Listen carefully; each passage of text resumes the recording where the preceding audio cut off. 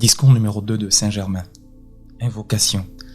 Ô toi, présence infinie interpénétrant tout, toi, puissant maître dans chaque forme humaine, nous reconnaissons et acceptons la plénitude de ta présence dans nos formes et dans la forme humaine de tout être individualisé émané de Dieu. Nous te louons et te remercions de nous avoir rendus conscients de ta puissante présence à laquelle nous pouvons avoir recours et qui manifeste la plénitude de l'activité divine, le I Am en tout. Salutations à tous. Lorsque Jésus a dit « I am, je suis la résurrection et la vie », il a exprimé une des plus puissantes affirmations qui puissent être dites. Lorsqu'il a dit « I am », il ne parlait pas du moi extérieur, mais il se référait à la puissante maître présence, la divinité intérieure, car il a répété plusieurs fois « De moi-même, je ne peux rien. C'est le Père qui est en moi, le I am, je suis, qui accomplit toutes les œuvres. » En disant « I am, je suis la voie, la vie et la vérité », Jésus a affirmé l'activité de Dieu, un et unique en lui. Jésus a dit aussi « I am, je suis la lumière qui éclaire tout être venant au monde ».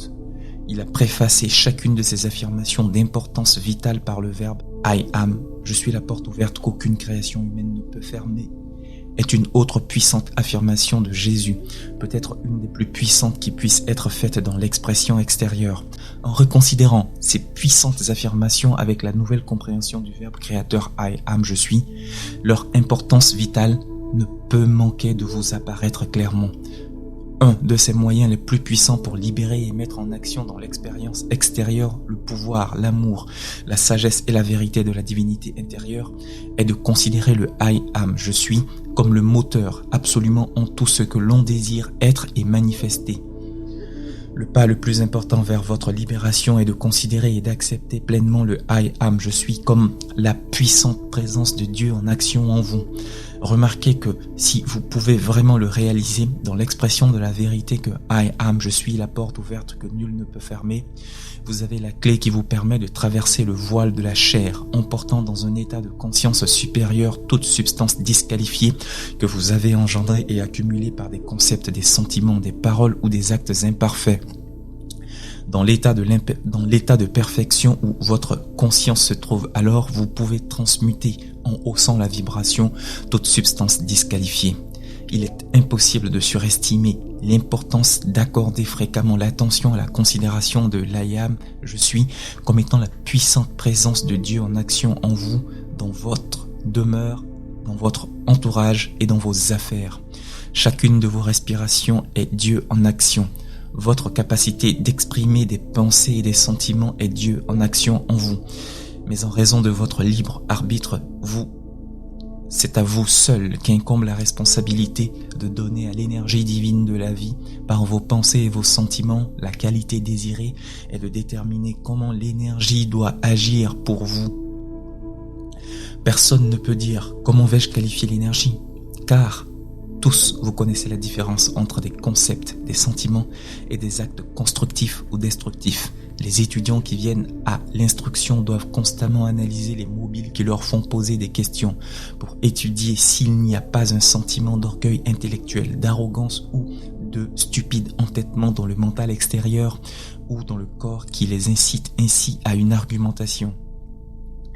Si c'est le cas et que l'étudiant veut prouver que l'instruction est défectueuse, plutôt que d'accepter avec confiance l'exposé de la vérité et l'influence et la radiation spirituelle qui sont offertes, alors la personne en question a inconsciemment fermé la porte et pour le moment n'est pas capable d'accepter le bien qui lui est offert. Je rappelle aux étudiants que, quelle que soit leur opinion personnelle concernant ce qui est ou n'est pas la vérité, pendant de nombreux siècles, la preuve a été faite de l'efficacité des instructions condensées que je vous donne. Celui qui écoutera sans préjugés et avec la conviction consciente que le I am, je suis Dieu en action en lui, le rend capable de recevoir, d'accepter et d'appliquer sans restriction l'instruction donnée avec une radiation appropriée. Celui-là recevra la plus grande bénédiction et gagnera une compréhension qui assurera sa libération totale et absolue.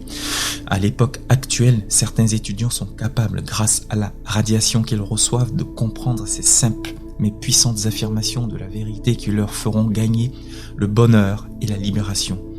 Pendant des siècles, on a répété à l'humanité, vous ne pouvez pas servir deux maîtres. Pourquoi cela? Parce que, en définitive, il n'y a qu'une intelligence, une puissance, une présence qui peut agir. Et c'est la présence de Dieu en action en vous. Ce n'est que par le mauvais emploi de la puissante énergie de Dieu que l'humanité a donné une apparence d'existence à la vie du monde.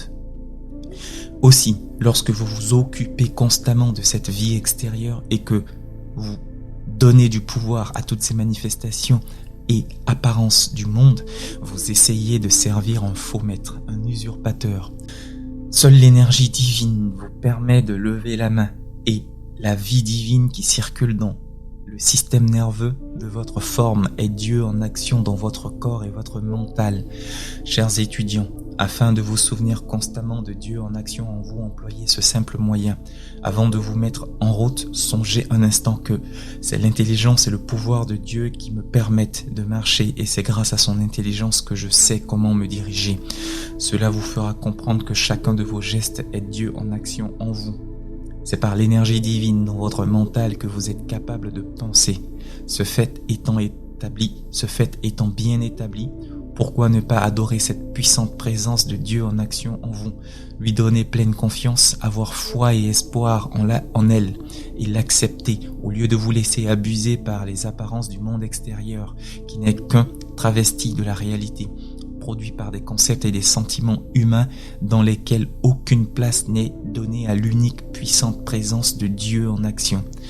La vie est une forme et ses expressions diverses et multiples produites par le libre emploi de l'énergie divine ne sont qu'une série d'expériences qui permettent à l'individu de se rendre compte par expérience personnelle de ce qu'est la vraie source de son être, d'acquérir la conscience du soi et de revenir par là à la perfection originelle.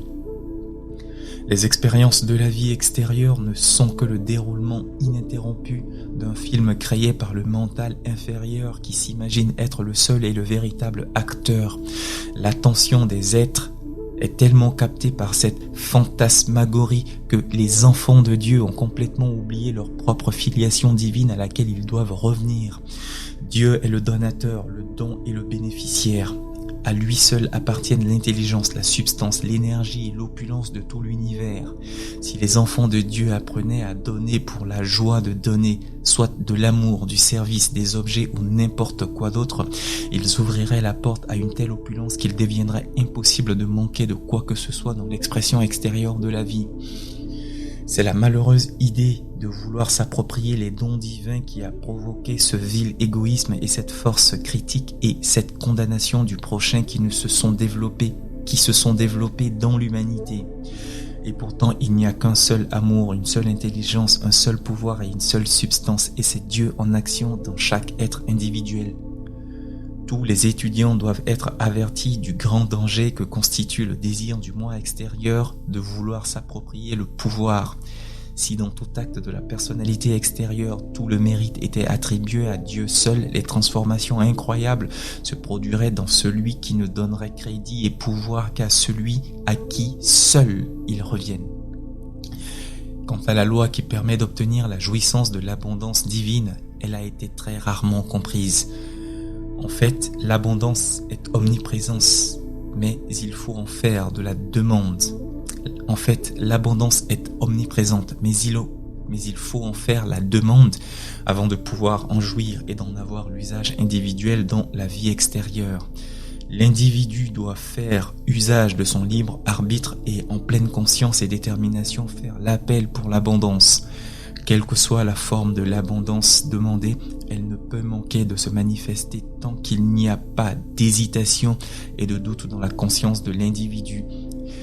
La simple affirmation « I am », je suis l'opulence illimitée de Dieu, visible dans mon usage maintenant et sans interruption, attirera à celui qui donne cette affirmation tout ce qu'il lui sera possible d'employer. Les limitations dont tant d'étudiants semblent faire l'expérience proviennent du doute et de la peur qui vibrent dans leurs sentiments. Il commence par déclarer la vérité, comme par exemple en donnant l'affirmation précédente « I am », je suis l'opulence illimitée de Dieu, visible dans mon usage maintenant et à jamais. Mais si après quelques heures, ils analysaient consciencieusement leurs sentiments, ils constateraient qu'ils sont rongés par le doute et la peur et que, au fond, ils n'ont pas foi dans leurs affirmations. Naturellement, ces vibrations neutralisent pour une grande part la force constructive qui amènerait l'accomplissement du désir ou de la demande. Dès qu'un étudiant devient pleinement conscient du fait que tout désir profond n'est autre que Dieu en action, mettant son énergie en mouvement en vue d'un accomplissement donné, et que cette activité divine est permanente, il réalise qu'un amour, un pouvoir et une intelligence illimitée sont à sa disposition pour l'accomplissement de n'importe quel but constructif. La compréhension de ce qui précède proscrit à jamais la notion d'échec de sa conscience et de son expérience, car il voit clairement qu'il peut manipuler un pouvoir et une intelligence infaillibles. C'est ainsi que tout étudiant et tout individu peut prendre possession de toute sa souveraineté comme Dieu le désire. Le Père qui est infiniment sage et tout amour n'a jamais eu l'intention de priver ses enfants du moindre bien. C'est par leur attention fixée exclusivement sur le monde extérieur des apparences qui est semblable au sable mouvant du désert qu'ils se sont consciemment et inconsciemment privés dans un large degré de l'infinie opulence et intelligence divine.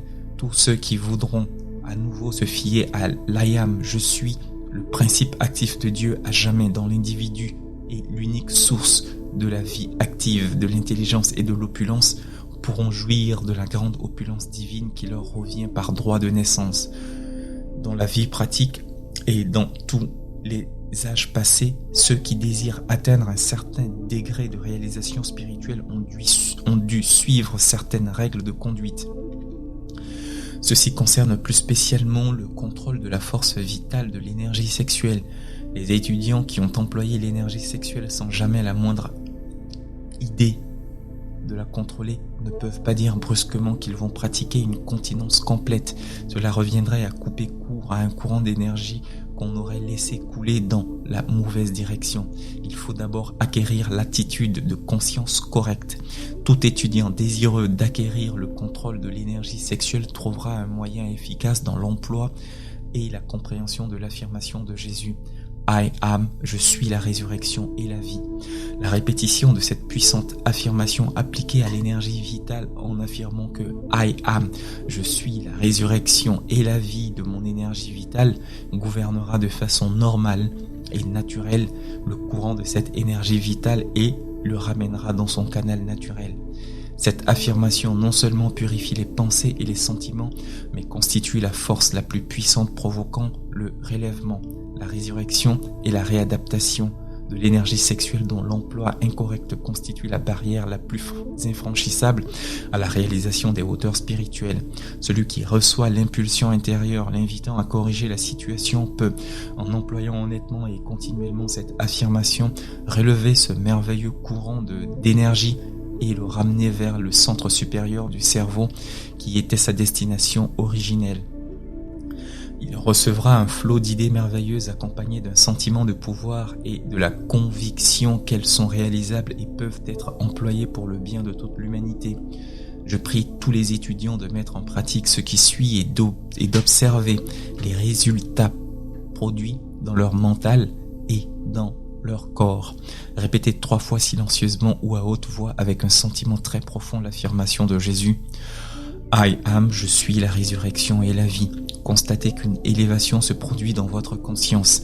Certains auront à répéter l'expérience plusieurs fois avant de constater cette élévation. D'autres l'éprouveront presque instantanément. Cela vous donnera la preuve de ce qui peut être atteint par un emploi continuel de cette affirmation. Lorsqu'on sait quelle est la situation dont il faut sortir ou quel est l'obstacle qu'il faut surmonter, il n'existe qu'un moyen pour y parvenir. C'est d'en détourner complètement votre attention extérieure et de la fixer fermement sur l'affirmation donnée. Elle peut amener la modification de n'importe quelle situation aussi bien que de changer l'orientation d'un courant d'énergie mal dirigé. Par l'emploi durant une année de cette unique affirmation, une de mes étudiantes a obtenu une transformation merveilleuse dans son apparence extérieure.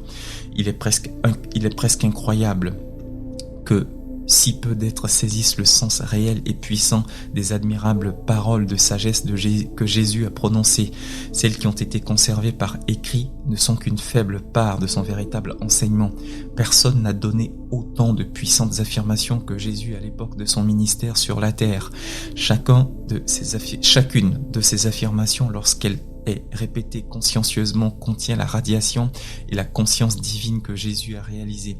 Lorsque vous les pratiquez, vous bénéficiez avec elles non seulement de la puissance inhérente au I Am, mais vous recevez aussi l'assistance personnelle de Jésus.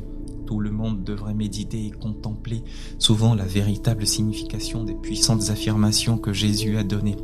Si vous avez compris que vos pensées, vos sentiments et l'emploi du verbe créateur I am, je suis, mettent la puissance de Dieu en action sans limite, alors vous saurez que vous pouvez atteindre la réalisation de tous vos désirs constructifs.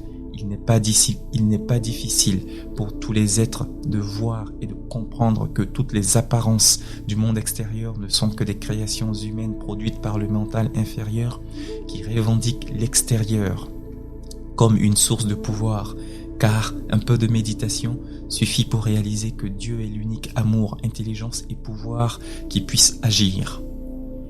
L'humain, avec les défauts et les erreurs qui lui sont inhérents, n'affecte en aucune manière la perfection de Dieu, omniprésente, car toute imperfection est produite par les concepts extérieurs et l'ignorance des hommes. Celui qui se tournera vers le puissant I Am, je suis intérieur, en acceptant que Dieu est toute perfection et que les apparences extérieures ont été créées par le mauvais usage du pouvoir divin, celui qui sincèrement méditera sur et acceptera l'unique réalité de la perfection divine, celui-là ne tardera pas à voir cette puissante perfection se manifester dans sa vie et son expérience. Il n'y a qu'un pouvoir de produire cette perfection. Il n'y a qu'un moyen de produire cette perfection dans votre âme, votre corps et votre expérience extérieure. C'est de reconnaître et d'accepter la puissante présence de Dieu en action en vous. La certitude et la pleine acceptation de cela déclencheront le pouvoir intérieur qui forcera la perfection de Dieu à se manifester dans votre expérience visible et tangible. Je dis aux étudiants, les affirmations de la vérité que je vous donne sont infaillibles et produiront des résultats si elles sont employées avec persistance et maintenues fermement dans la conscience. Mais il ne suffit pas de déclarer une vérité pendant une journée puis de l'oublier et d'agir comme si elle n'existait pas pendant le reste du temps pour ensuite croire qu'elle n'opère pas. Le désir de trouver la lumière et la vérité, c'est déjà la présence de Dieu en action. Pour atteindre l'illumination dite I am, je suis la pleine compréhension et l'illumination de tout ce que je désire connaître et comprendre. Celui qui n'adopte pas l'attitude que I am, j'ai la capacité d'accomplir ceci ou cela, n'arrivera jamais à le faire. Lorsque vous pratiquez de toute votre âme et de tout votre cœur l'affirmation I am, je suis la résurrection et la vie, immédiatement toute l'énergie de votre être est haussée vers le centre du cerveau qui est la source de votre être. Il est impossible de surestimer le pouvoir de cette affirmation. Il n'y a pas de limite à ce qu'elle peut accomplir. C'est l'affirmation que Jésus a constamment employée pendant les épreuves les plus dures. Soyez toujours conscient que lorsque vous décrétez une chose constructive, c'est Dieu en action en vous qui vous y incite. La question la plus sotte que l'on puisse poser est: avez-vous fait l'expérience de ces choses? Pouvez-vous les prouver? Chacun doit s'en donner la preuve par sa propre expérience, car celle d'autrui est sans valeur. En définitive, il n'y a que l'expérience personnelle produite par l'emploi de sa propre énergie qui est convaincante. Le sentiment profond d'une chose en donne une certaine vision. Il est possible de sentir si clairement une chose qu'on en acquiert la vision intérieure. Le jour où votre vue intérieure sera ouverte et que vous contacterez certains de ces merveilleux êtres ascensionnés, votre joie sera si grande qu'elle durera éternellement. Dans l'état ascensionné, l'idée, le sentiment, la vision et la couleur se manifestent simultanément. Le son harmonieux est paisible. L'effet d'une musique ravivante et apaisant, tandis qu'une musique tonitruante produit l'effet contraire. Bénédiction, puissante, majestueuse, conquérante présence, I am, je suis. Nous te louons et te remercions car tu nous donnes la compréhension de ta présence comme Dieu en action en nous. Par ta puissance et ta radiation, nous réalisons l'importance de cette vérité et de ta puissante présence. Nous te contemplons et te demandons de nous inonder de ta conscience, de ta compréhension et de ton pouvoir, d'appliquer parfaitement les puissantes affirmations de vérité que tu nous as données. Nous te louons et te bénissons pour ta puissante perfection et nous demandons que ta vérité inonde tous ceux qui se concentrent exclusivement sur toi. La plénitude de la présence déverse sur nous son amour indispensable. La plénitude de la présence nous donne toutes choses désirables. Saint-Germain, fin de discours.